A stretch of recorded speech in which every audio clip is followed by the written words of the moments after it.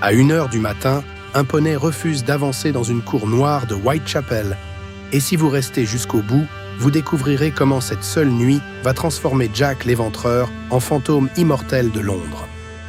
Louis Diemschutz descend de sa carriole. Il craque une allumette, se penche et voit une femme étendue contre le mur, encore tiède, la gorge ouverte. 44 minutes plus tard, à Mitre Square, un policier lève sa lanterne. Dans le cercle de lumière, un second corps vient d'apparaître. Londres, automne 1888. Dans l'East End, Whitechapel est un labyrinthe de ruelles, de pensions surpeuplées et de cours où la misère dort debout. Depuis le 31 août, la peur a un nom sans visage. Mary Ann Nichols puis Annie Chapman ont été tuées et les journaux écrivent que l'assassin connaît peut-être le couteau comme un métier. Le 27 septembre, une lettre arrive à la Central News Agency. Elle commence par « Dear Boss » et se termine par un surnom qui va survivre à tous les rapports de police. Jack the Ripper. Personne ne sait si la lettre vient du tueur. Mais le 29 septembre, elle est transmise à Scotland Yard. Et la nuit suivante, Whitechapel bascule.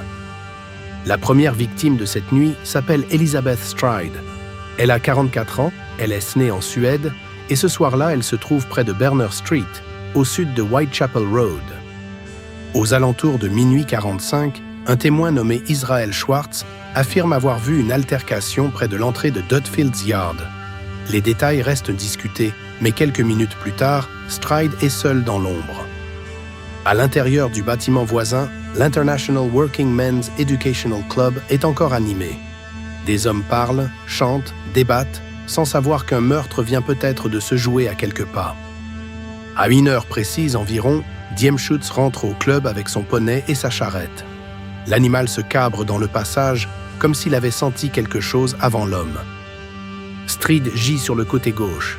Sa gorge est tranchée, mais son corps n'a pas subi les mutilations observées dans les crimes précédents. Pour les enquêteurs, une possibilité s'impose. L'assassin a été interrompu. Le bruit du poney, la charrette, les pas dans la cour, et il a dû disparaître dans la nuit. Pendant que l'on court chercher la police, une autre femme est déjà en mouvement, à moins d'un quart d'heure de marche. Elle s'appelle Catherine Eddowes. Plus tôt dans la soirée, Eddowes a été arrêtée pour ivresse dans Aldgate. Vers 1h du matin, on la libère du poste de Bishopsgate. Elle repart dans les rues de la City. À environ 1h35, 3 hommes la voient près de Church Passage, parlant avec un homme. Quelques minutes plus tard, ce passage mène vers Mitre Square. Mitre Square est presque vide. Des entrepôts, des murs hauts, quelques fenêtres sombres. Un endroit assez silencieux pour que quelques minutes suffisent. À 1h44, le constable Edward Watkins entre dans la place pendant sa ronde. Il vient de passer là quelques minutes plus tôt. Maintenant, Catherine Eddowes est morte. Le docteur Frederick Gordon Brown constate des mutilations sévères. Le tueur a agi vite, dans l'obscurité, au cœur d'une ville patrouillée par la police. Puis un indice apparaît à Goulston Street, un morceau du tablier de Catherine Eddowes, taché, abandonné dans l'entrée d'un immeuble. Sur le mur, une phrase à la craie provoque aussitôt la panique. Le commissaire Charles Warren ordonne d'effacer l'inscription avant l'aube, craignant des émeutes antisémites dans un quartier déjà sous tension.